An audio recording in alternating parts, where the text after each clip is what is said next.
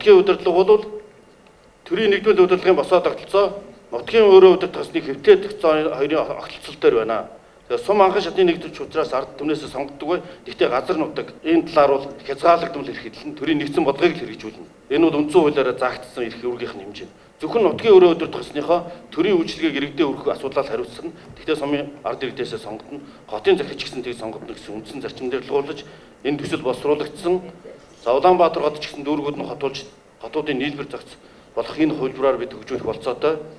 Ингүүл бид энэ хэдэн дөрвтэй өөрчлөлтүүдийг хийж чадвал Монгол улс урагшааныг том болгож, байгалийн баялагтай ард иргэд нь эзэн болж, засгийн газар нь хариуцлагатай доктортой болж, шүүх нь хариуцлагатай хараа тус байдлыг бэхжүүлж, парламент нь илүү хариуцлагатай парламентыг тараадаг тэр бүх нөхцлүүд нь бүрдэж, илүү чанартай ийм төрийн тогтолцоо бүрдэнэ гэдэгт одоо олон үед дамжиж энэ парламентын гишүүд эрдэмтэн судлаачид санал нэгдсэн.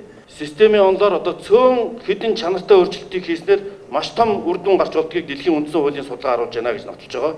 Харин томоохон системийн өөрчлөлтүүд нь бол ахаад байраа олох гэж, суудлаа олох гэж, дээрээ суудлаа доороо гүйлээ олох гэж асар их хугацаа зарцуулдаг, улс орон ухардаг, бүр балардаг ийм туршлага байгаа учраас энэ тодорхой өөрчлөлтүүдээр бид санал нэгдэхийг уриалж байна.